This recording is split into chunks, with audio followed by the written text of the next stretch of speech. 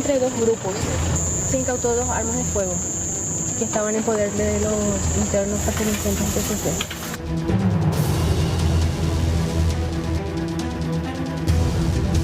Vamos a hacer la eventual extracción de muestras de ADN porque tenemos 2 cuerpos totalmente calcinados. Carlos Patricio Segovia Jiménez, decapitación. Bruno Damián Gutier Moreira, shock hipovolémico por herida de arma de fuego. Lucas Julián Ayala Rojas, decapitación. Sergio Cabrera Sánchez, de decapitación. Junior Ramón Díaz Paredes, shock hipovolémico por herida cortante en región anterolateral izquierda del cuello. Hugo Javier Díaz Barreto, de decapitación. Nelson Damián Pereira, 25 años, causa de muerte, decapitación.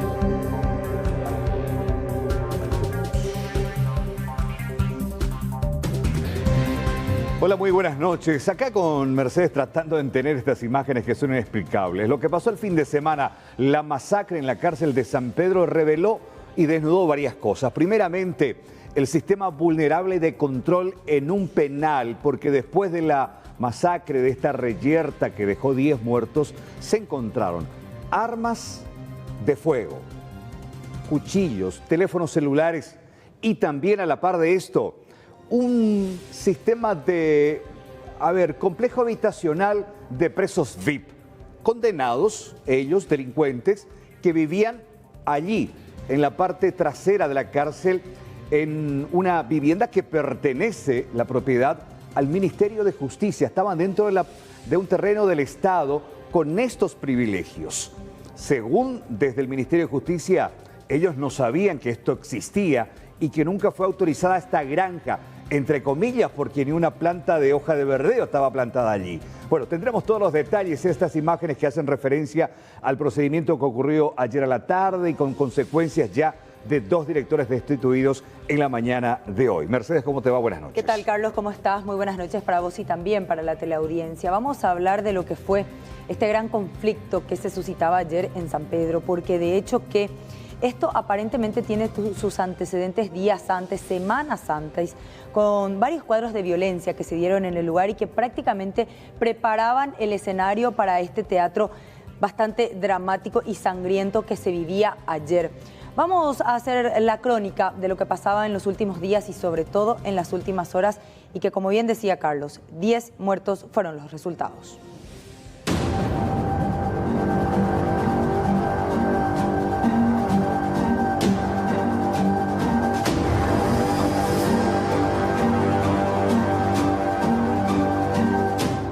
Eran cerca de las 9 de la mañana de este domingo.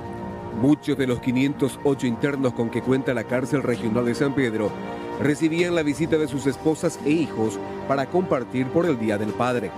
Esta jornada, que se presentaba normal, fue quebrantada con un primer enfrentamiento entre los miembros del primer comando de la capital y del clan Rotela. Pasaron los minutos y el ambiente parecía volver a la normalidad, hasta que después de las 10 horas se produjo un segundo choque que inicialmente dejó 9 fallecidos, 5 de ellos decapitados, 3 incinerados y un baleado, además de 14 heridos. Más tarde se confirmó la muerte de otro interno, llegando a 10 el saldo de víctimas fatales, todos ellos miembros del clan Rotela, liderado desde Tacumbú por Armando Javier Rotela, considerado como el zar del microtráfico. Los escasos guardiacárceles tuvieron que pedir auxilio de la Policía Nacional para retomar el control de la prisión pasado recién el mediodía. Horas más tarde, los internos de Tacumbú, que forman parte del clan Rotela, quemaron colchones e intentaron amotinarse, además de amenazar con matar gente, ante el anuncio de que Oscar Rotela, primo hermano del líder del grupo, sería llevado a la prisión de emboscada.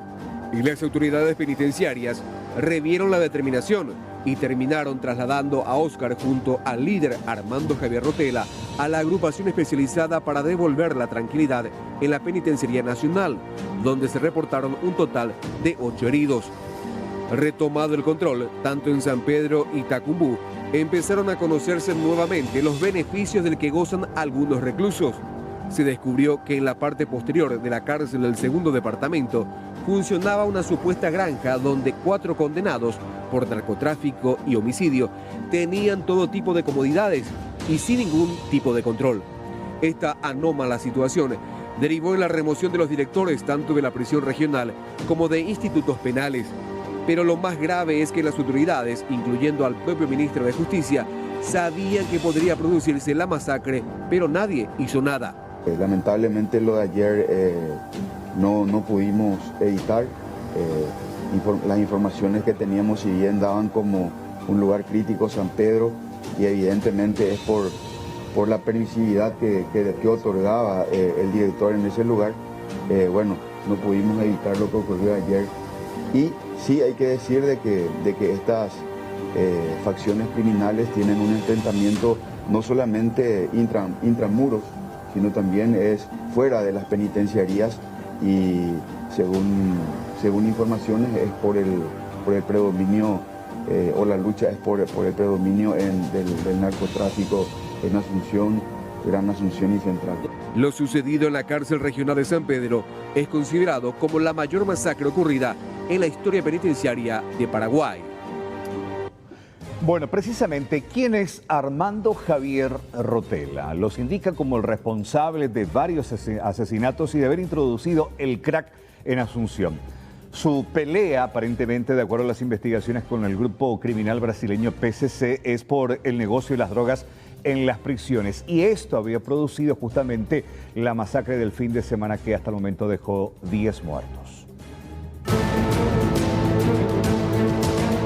Armando Javier Rotela, 37 años, es oriundo de Tobatí. En el 2004 lo investigaron como supuesto responsable de 6 asesinatos. Se afincó en el Bañado Sur y desde allí se convirtió en el pionero del crack hasta erigirse, según los investigadores, en el zar del microtráfico. En el 2011 cayó preso, fugándose de prisión un año después, hasta que fue recapturado en Pirayú en el 2016.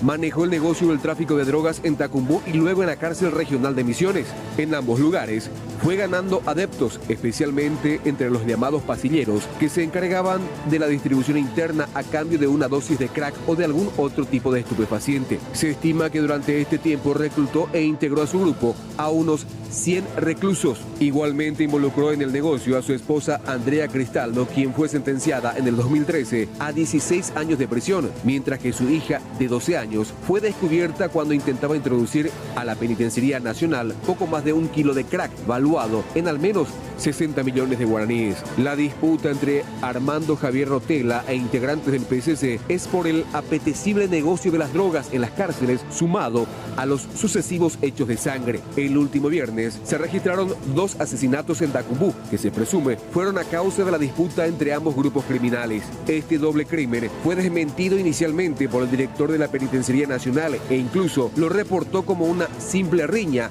hasta que más tarde, desde el Ministerio de Justicia, confirmaron los fallecimientos. Pero el detonante de la masacre de este domingo fue el asesinato en mayo último del soldado del PSC Wilson Diana Pereira en manos de Arnaldo Ferreira Espínola, integrante del clan Rotela, que fue llevado a San Pedro, donde guardan reclusión 27 miembros del primer comando de la capital, que juraron venganza. Sin embargo, Ferreira Espínola pudo salvarse del mortal enfrentamiento y junto a otros 13 integrantes del clan Rotela fueron reubicados en las prisiones de Concepción, Villarrica y Coronel Oviedo, mientras que Armando Javier Rotela fue llevado nuevamente a la Penitenciaría Nacional de Tacumbú.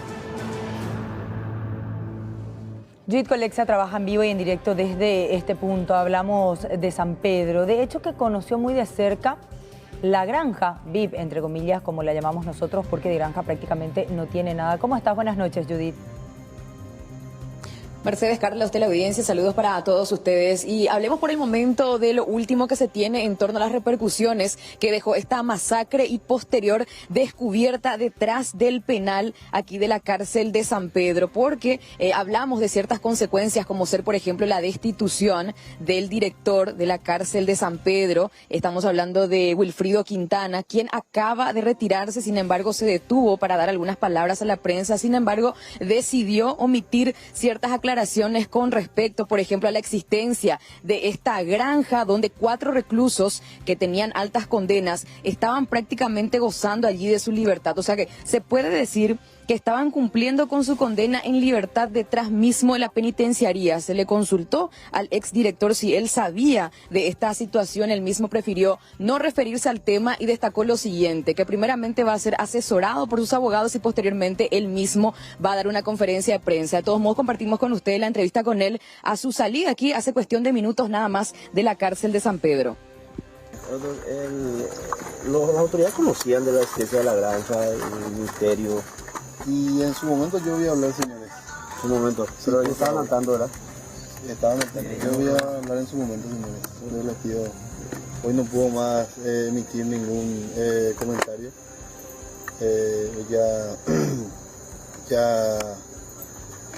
Ya no soy director. Entonces yo les pido un poco de paciencia. Entonces, señores miembros de la prensa, esa es la razón, que por eso le estoy pidiendo que me den un poco de tiempo. Yo en su momento voy a hablar. Sí, esos documentos que usted tiene, yo tengo en algún momento dado. Y en su momento voy a hablar, señores.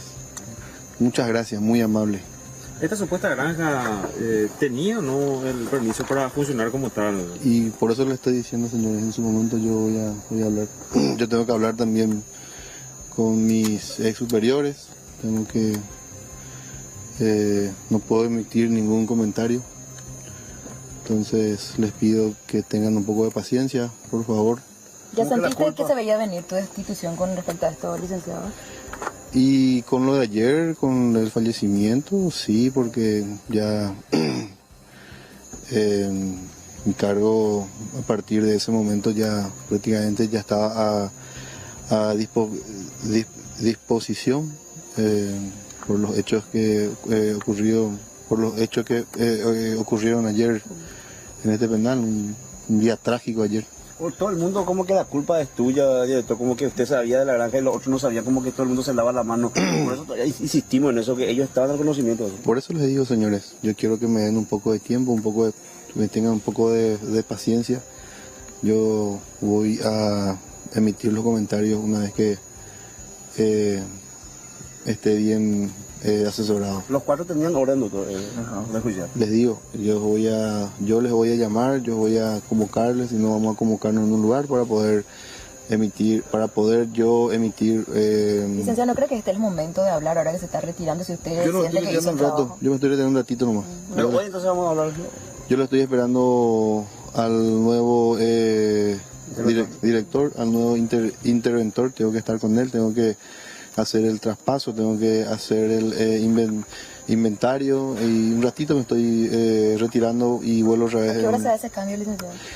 Y me comuniqué con el interventor y creo que le estaría llegando a las 9:30 por ahí. Y luego de hablar con él, sí vamos a tener tu versión. Y por eso les digo, yo les voy a avisar, yo no voy a correr a ustedes. Muchas gracias.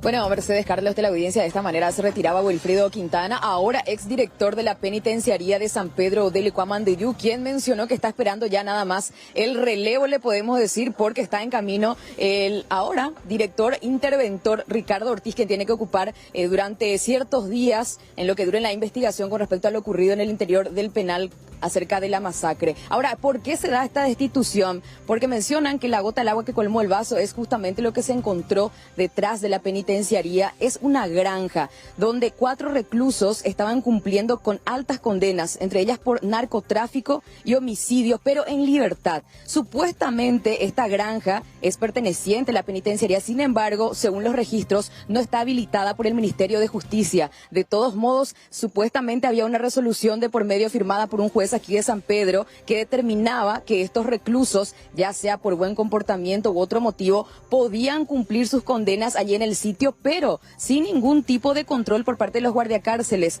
quienes estaban a pocos metros, pero supuestamente los miraban tan solo desde arriba. Es más, durante el allanamiento se logró incautar importantes elementos. Vamos compartiendo con ustedes de paso las imágenes de lo que se encontró en el interior de esta granja, entre comillas, le vamos a decir, porque no se encontró indicios de que en el lugar se dedicaban a la agricultura o no se encontró ningún tipo de huerta que por ahí por lo menos haga pensar o deducir de que los mismos estaban realizando ese tipo de trabajo. Todo lo contrario, se encontraron varios electrodomésticos, otros tipos de artículos lujosos, que uno se pregunta cómo fue que llegó a parar allí. Armas también, municiones de todo tipo, armas de fabricación casera.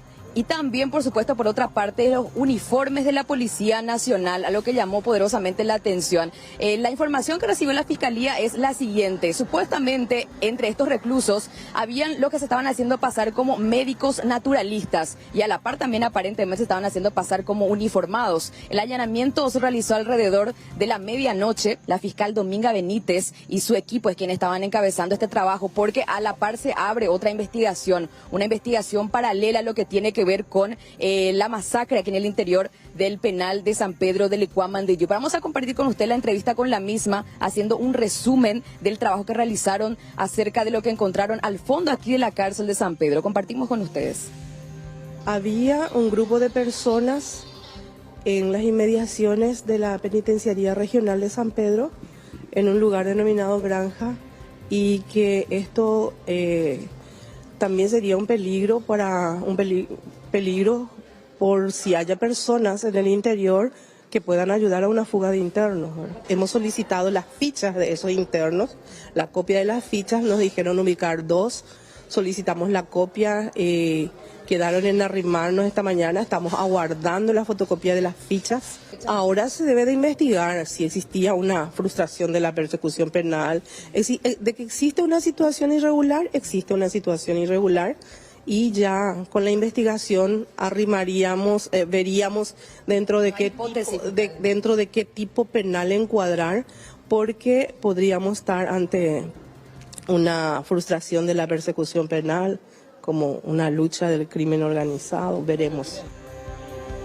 Bueno, y hoy compartimos con ustedes de paso las imágenes del momento de este allanamiento. Carlos, Mercedes, teleaudiencia, algo bastante importante porque así ustedes también tienen una idea de la teleaudiencia, también por supuesto para que saque sus conclusiones con respecto a las comodidades que tenían en el interior de esta supuesta granja a las cuales accedían solamente 4 reclusos. ¿Cuáles fueron esos criterios que se tuvieron en cuenta, principalmente las autoridades de aquí la penitenciaría, para conceder este beneficio a estas personas? Es lo que se va a investigar ahora con la fiscal Dominga Benítez. Vamos a repasar el nombre de estas personas. Víctor Brites, quien está condenado por narcotráfico. Él tiene como 15 años de condena. Él estaba gozando de este beneficio en esta granja. Incluso del poder del mismo se incauta una camioneta último modelo. En su compañía estaban sus familiares, su hijo que vino de Ciudad del Este, estudiante de medicina, quien también tuvo que ser demorado porque se encontraba en el lugar del allanamiento. Tranquilino Jiménez, también condenado por narcotráfico, aproximadamente a 21 años, estaba allí en el interior de la granja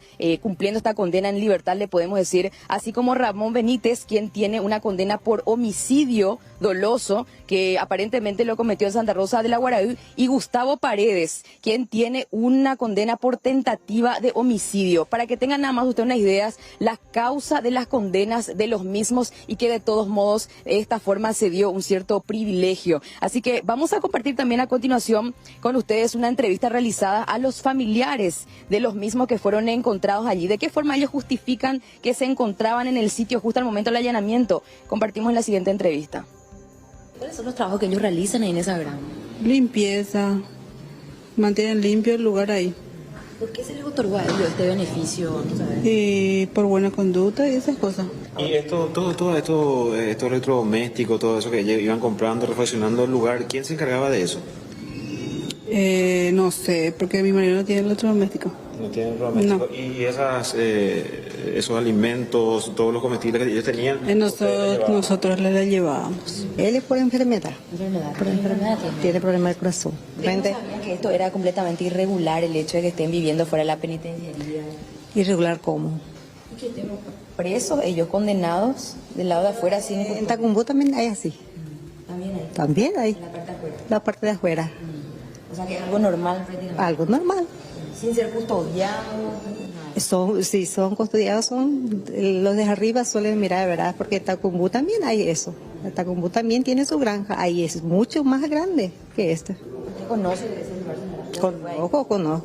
Conozco ese lugar. ¿Ya visitó ese lugar? Ese lugar yo ya visité y por eso digo, porque sé. Y es para mí es normal.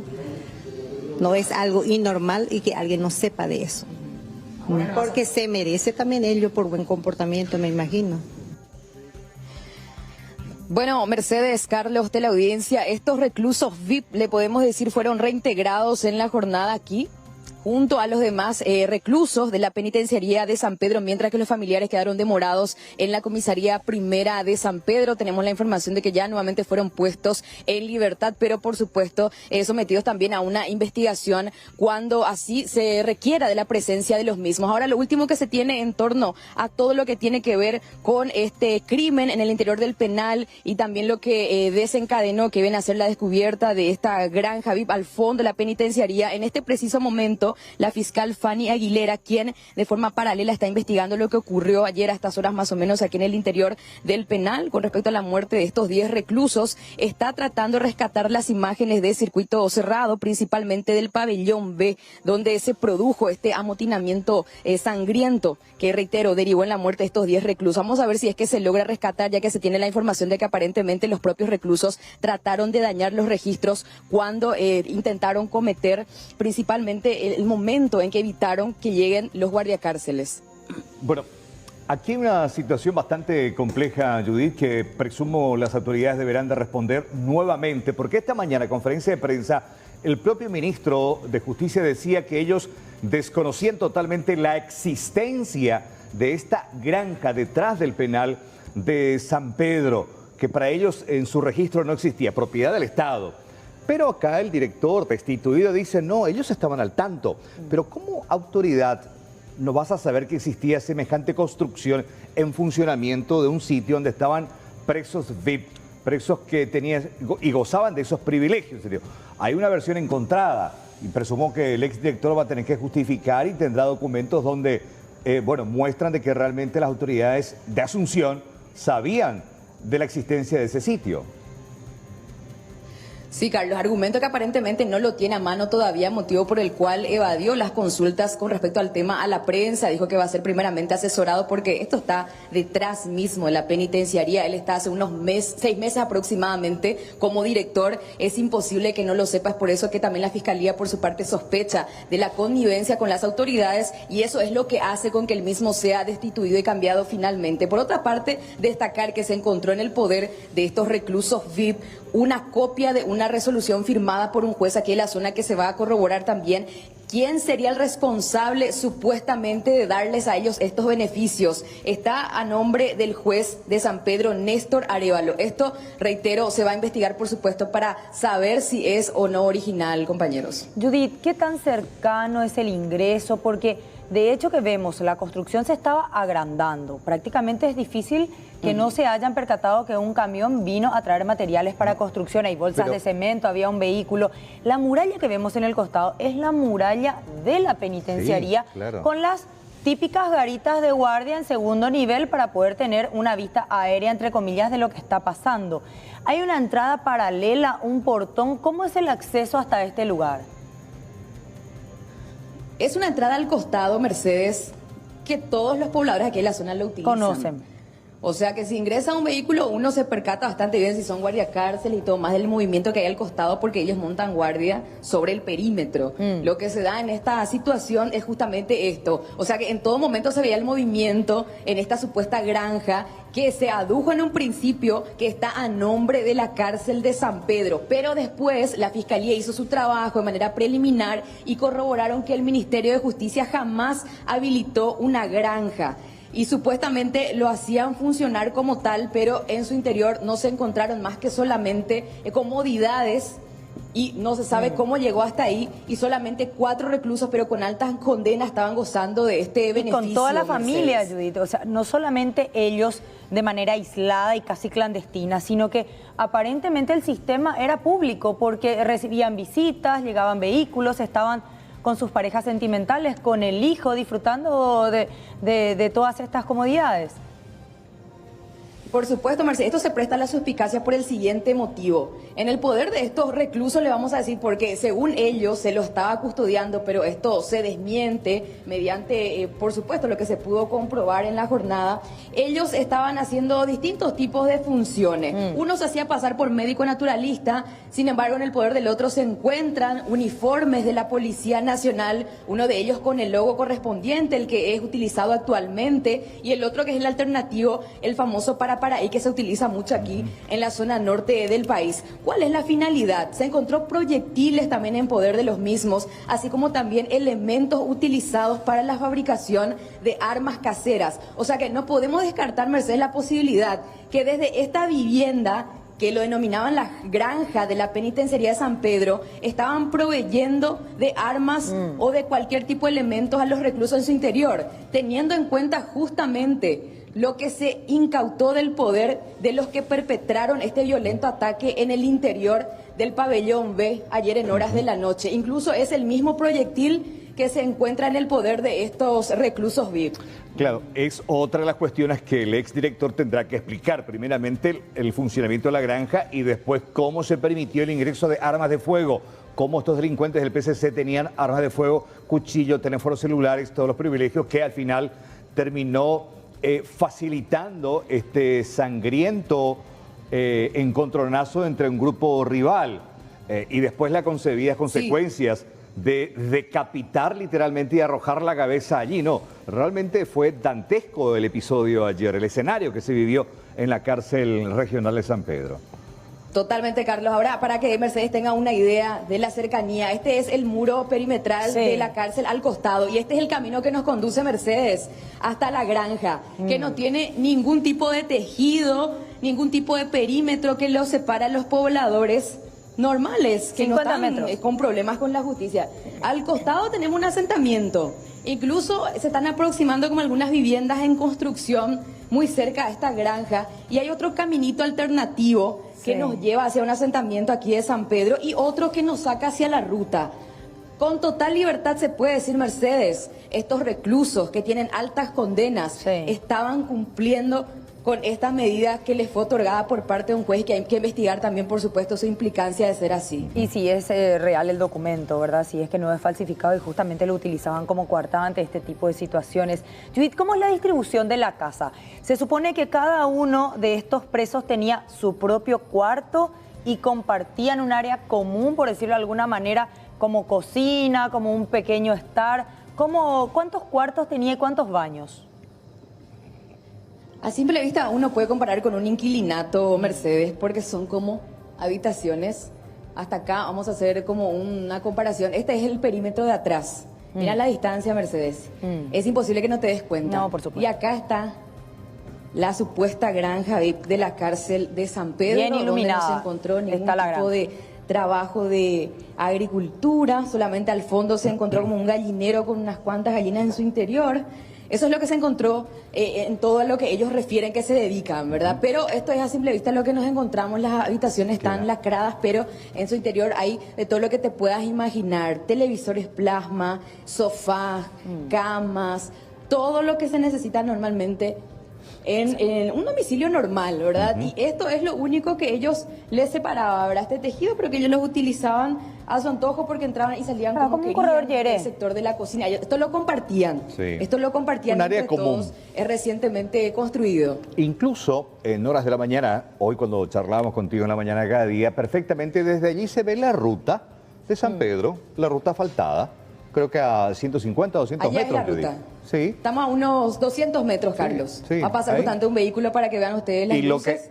Y lo que se sospecha... No hay ni un perímetro. Claro, y lo que se sospecha es que uno de los internos allí utilizaba el uniforme para salir, él disfrazado de policía, de guardia cárcel, porque tenía los uniformes allí, que fueron incautados hoy.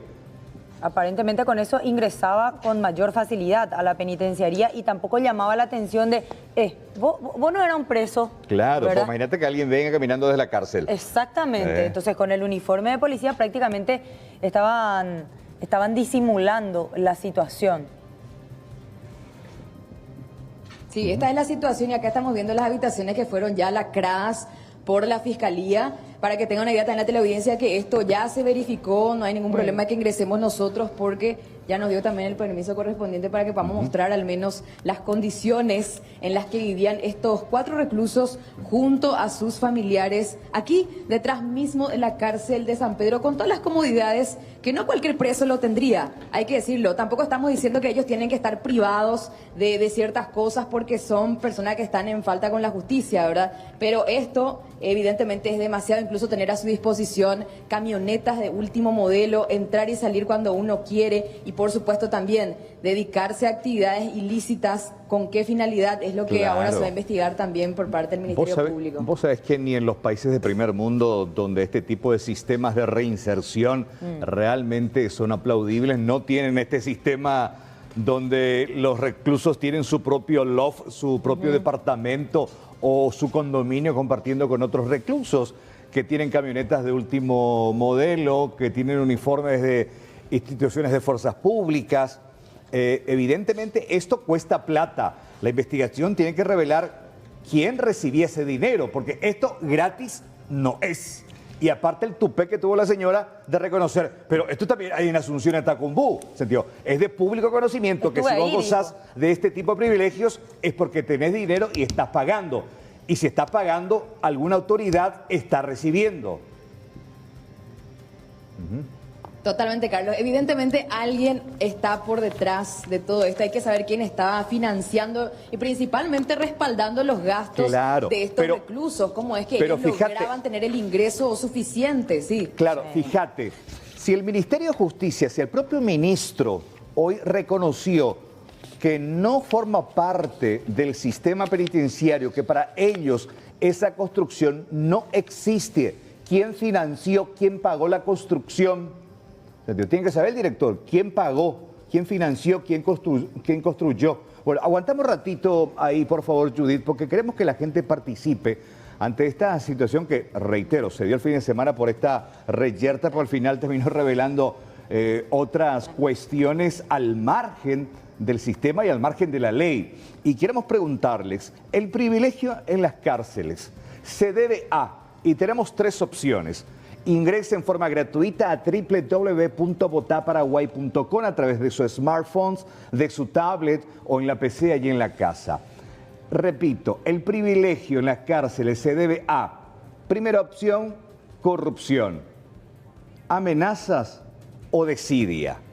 Responda, participe, es en tiempo real, usted va votando y los guarismos van cambiando en pantalla. A ver, Judith, te seguimos escuchando. Bueno, y destacamos esto que también encontramos hoy a tempranas horas, Carlos, que ya lo compartíamos también en la mañana de cada día y que nos pareció bastante llamativo. Tiene que ver con esta botella de agua que está allí en la superficie misma del perímetro. Por lo que veo es como un contrapeso. O sea que uno puede deducir que probablemente se pasaba algo a partir de acá. No sabemos qué, ¿verdad? Pero esto se utiliza como un contrapeso, Carlos. Sí, esta mañana ya nos hacíamos la pregunta, a ver si alguien se digna, a algún televidente por ahí, conoce, sabe de qué se trataría. Pues es una botella grande, tipo de 3 litros, llena de agua, transparente. Cargada de agua. Exactamente, con un hilo del cual pende, justamente. Pero ¿para qué sirve? Para espantar moscas, nomás no creo, ¿eh? Y además, teniendo en cuenta este sendero que encontramos aquí al costado del perímetro, que es bastante utilizado. Ese es un tapepo ahí del barrio. Está plano el pasto. Es como que se utiliza frecuentemente. Vamos a enfocarlo aquí abajo, estamos con un pequeño problema de iluminación nada más, pero vamos a mostrarlo en la medida que podamos. Esto es constantemente utilizado y principalmente por las personas que estaban habitando esta vivienda. Hay una garita de guardia también que llamó poderosamente la atención en la jornada. Y decime, Mercedes, Carlos, por favor, de la audiencia, ¿es posible que los guardiacárceles no se hayan dado cuenta de la existencia de esta supuesta granja que al final dependía de la cárcel, pero que al final no otra vez? O sea, hasta el momento no se dio una explicación por parte de la dirección, al menos del penal de San Pedro. Judith, cualquier tipo de movimiento en las inmediaciones cercanas a la cárcel tienen que ser informadas por estos vistas que están en esos puntos estratégicos, porque de hecho que ellos no solamente controlan de la muralla para adentro, también su trabajo corresponde en controlar de la muralla para afuera. Y todo aquel movimiento exagerado que se genere en los alrededores de la penitenciaría tienen que formar parte del informe del día. Entonces, ¿nunca les llamó la atención que reclusos, porque la cara también le tuvo que haber sido conocida, esté con sus familiares teniendo una jornada de relax al lado con vehículos, viviendo prácticamente todos los días? Hay una complicidad de absolutamente todos los eslabones de esta cadena, es lo que podemos confirmar. Esto es un escándalo, realmente. Bueno, Judith, gracias por este reporte. Vamos a estar pendientes a lo que ocurra allí en la zona del departamento de San Pedro ante esta situación que se dio, reiteramos, ayer, ¿eh? Gracias, Judith. Buenas noches. Buenas noches. Bueno, preguntábamos a la gente a través de votaparaguay.com la siguiente pregunta que tiene que ver con esto justamente. El privilegio de las cárceles se debe a, según la gente, ahí paramos la votación, ¿sí? Paramos ahí la votación. Cerramos, ¿sí? Ahí paramos, ahí está. Bueno, el privilegio en las cárceles se debe a, el 94% de la gente opina que es debido a la corrupción. 4% amenazas y 2% desidia. Ahí está. Muchísimas gracias a la gente y esta es la percepción que uno tiene después de ver todo esto, ¿no? Fíjense de qué manera vivían los reclusos allí, ¿eh? Bueno, vamos a otra información que tiene que ver justamente esto. Esto pasó en San Pedro.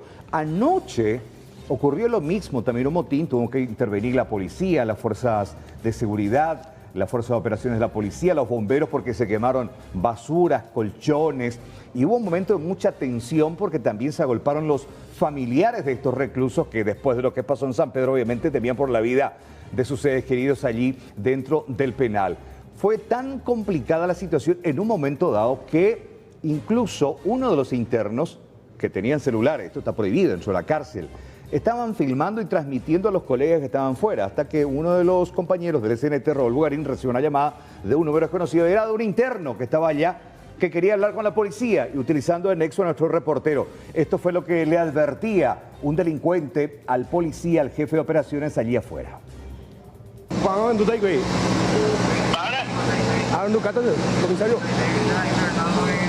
Hola.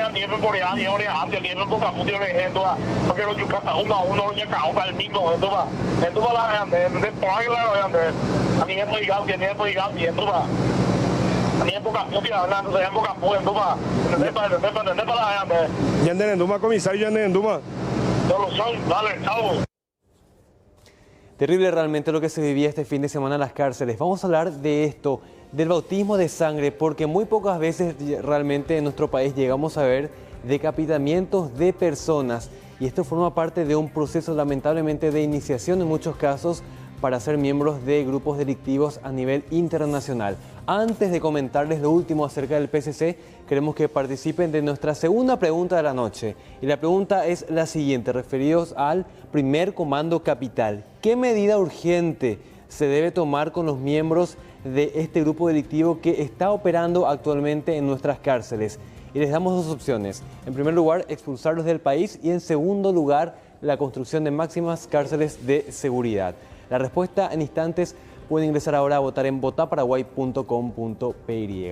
Vamos a ver también la crisis penitenciaria que se vive en nuestro país desde septiembre de 2018. En ese entonces, el Ministerio de Justicia declaraba emergencia penitenciaria. ¿Esto qué quiere decir? Que ningún reo podría ingresar al penal de Tacumbú, que es el de mayor ocupación actualmente. Un estudio del Mecanismo Nacional de Prevención de la Tortura habla de que el nivel de ocupación es de 337% en las cárceles de nuestro país.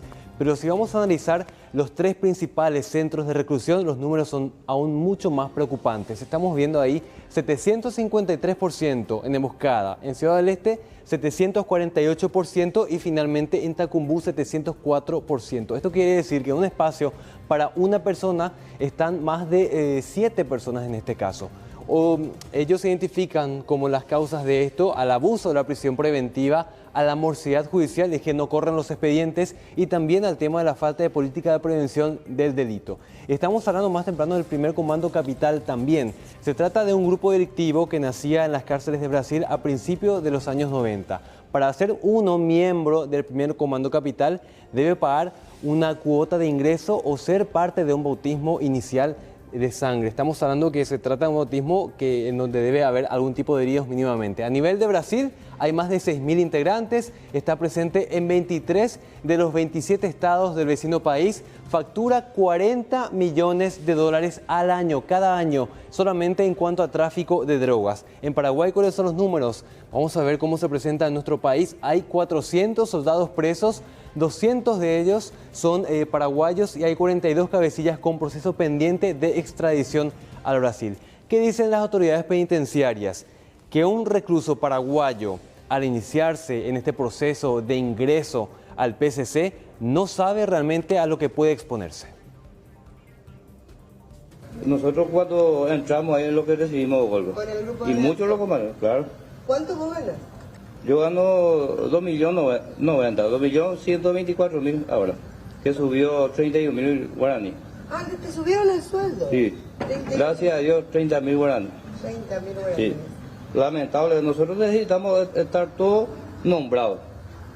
Necesitamos todo nombrado porque así se percibe bien, te da más derechos, además uno tiene plus lo nombrado. Sin embargo, nosotros no tenemos seguro médico, ni plus, ni peligrosidad, no curamos nada. Yo ahora mismo tengo inclusive mi reposo, igual nomás vengo. Acá tengo mi reposo. Igual nomás vengo a luchar con mis compañeros. Nos mostraron a nosotros su cara. Detrás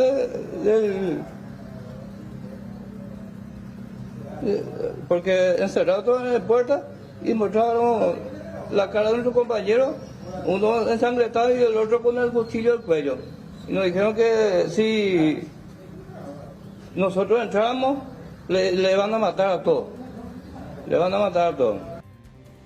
Terrible realmente. El PSC tiene un estatuto que fue encontrado en el año 2001, estaba escrito en una hoja de cuaderno nada más, con 18 artículos de ética del crimen.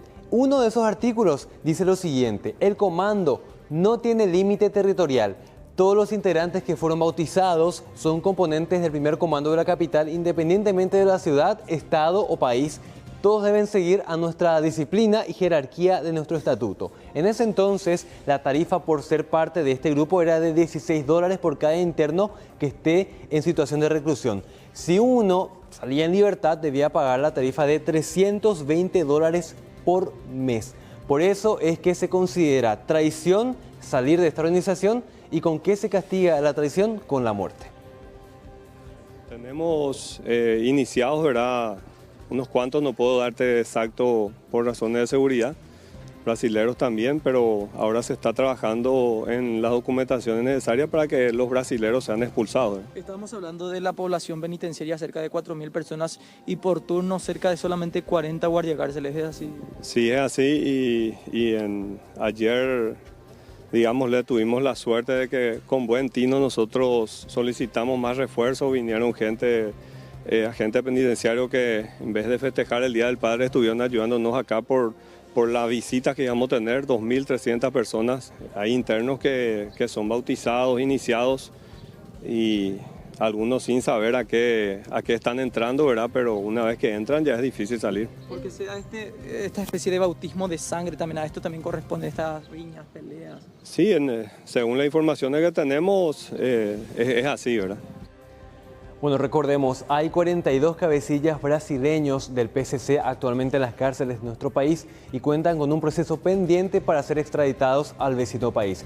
Cerramos nuestra segunda encuesta. La pregunta que les hacíamos era la siguiente: el PSC, ¿qué medida urgente se debe tomar? Y 92% votó por expulsarlos del país, 8% prefiere construir cárceles de máxima seguridad aquí en territorio paraguayo. Mercedes.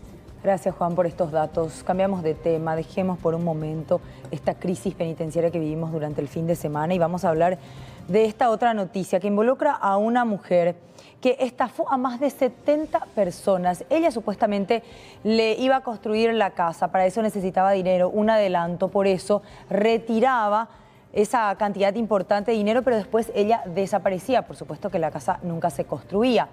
Cuando fue detenida se dieron cuenta que ya contaban con orden de captura que databa de hace 10 años atrás.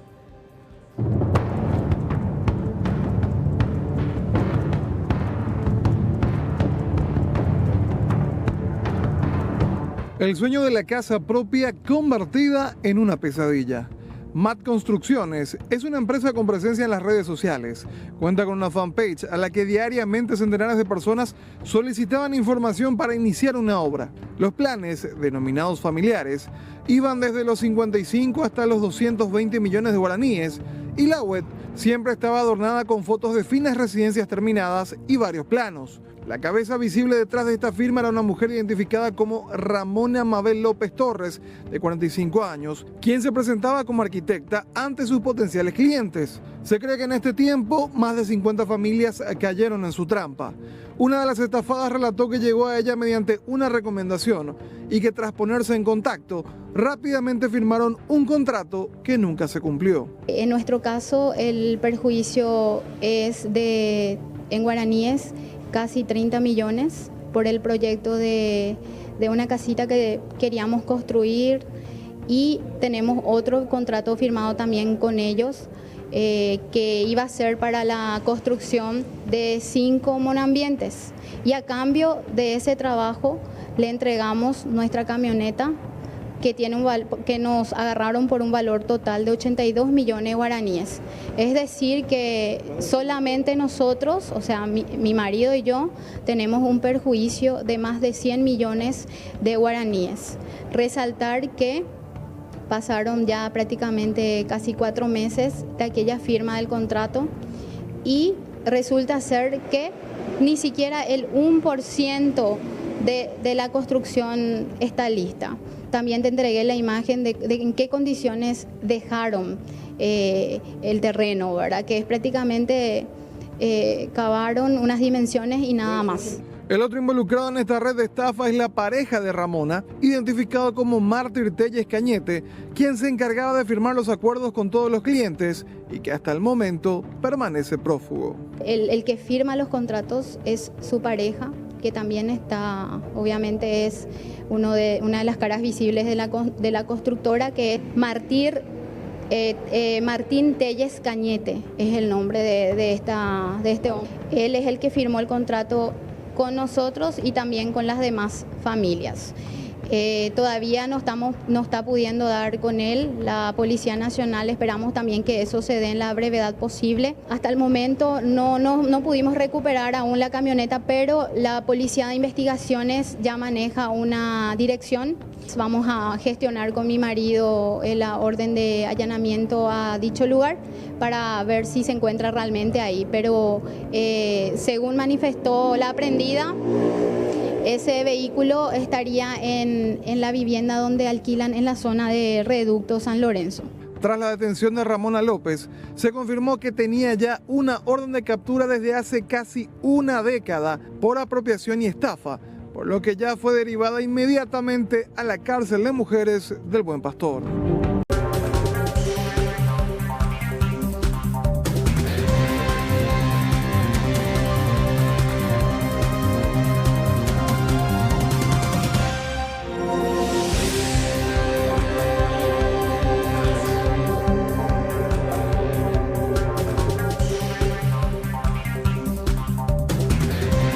Buenas noches para todos, ¿cómo están? Ya rápidamente vamos a compartir 4 de los tantos videos que han llegado a nuestro número de WhatsApp, 8530-3000. La primera filmación nos lleva al centro de la ciudad de Luque. Si usted estuvo esta mañana temprano por allí, se ha percatado seguro de esta situación.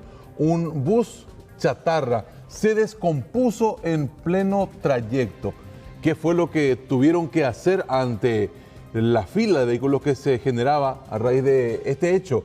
Hasta los PMTs, también trabajadores y pasajeros tuvieron que empujar esta pesada chatarra para sacarla de camino.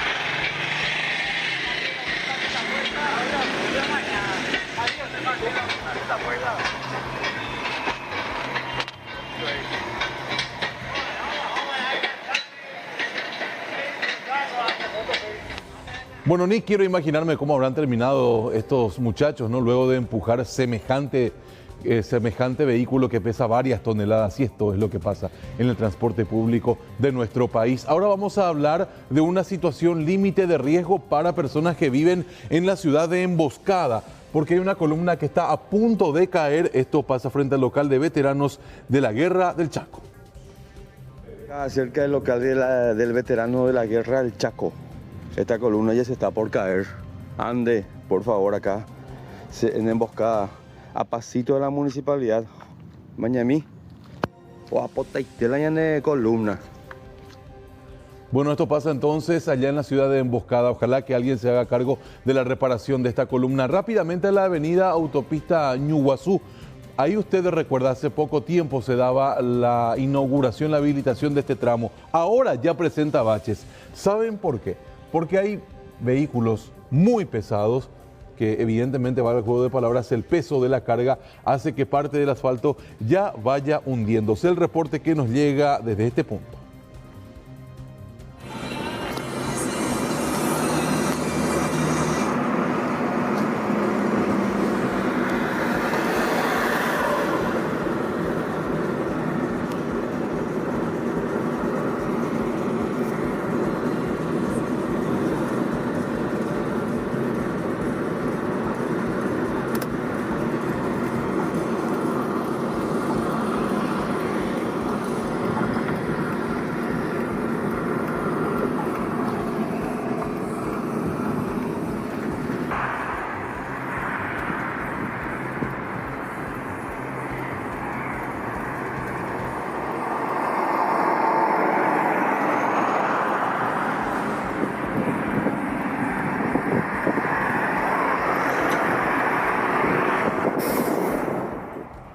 Bueno, primeramente pasaba un camión tumba cargado con arena y luego 2 tractocamiones también ahí que tienen un peso importante. Habría que controlar realmente cómo va a quedar la capa asfáltica después. Ahora vamos a hablar en este último video de este asalto que quedó filmado en la zona del mercado número 4. De esta forma el muchacho pasaba a sentarse. Uno podría pensar de que de por ahí iba a esperar a la llegada de alguna persona conocida, ¿no? Para ir a trabajar y demás. Pero ya llamaba la atención de las personas que estaban allí en el lugar la cercanía que tenía con este biciclo cuando vieron que la moto fue estacionada por otra persona, ¿no? Ahí está el muchacho observando en todo momento si es que alguien se percata de su presencia en el lugar. Pocos segundos, minutos le va a llevar a este joven alzarse con este biciclo de color azul que era propiedad de uno de los trabajadores de un conocido negocio ahí de la zona del mercado 4. Ven ustedes la habilidad que tiene este muchacho. Si esa misma inteligencia, habilidad utiliza para cosas buenas, podría ser realmente muy útil para la sociedad. Sin embargo, aquí ya va manipulando el biciclo. Vean ustedes con qué facilidad termina alzándose con la moto ya después. La imagen es muy nítida y puede ayudar tranquilamente a la identificación de este ladrón que continúa suelto. Y cualquier otra persona también puede caer en sus redes en cualquier momento. Ustedes también pueden enviar su video al 8530-3000. Nosotros lo procesamos aquí y luego ya lo compartimos. De mi parte será hasta mañana.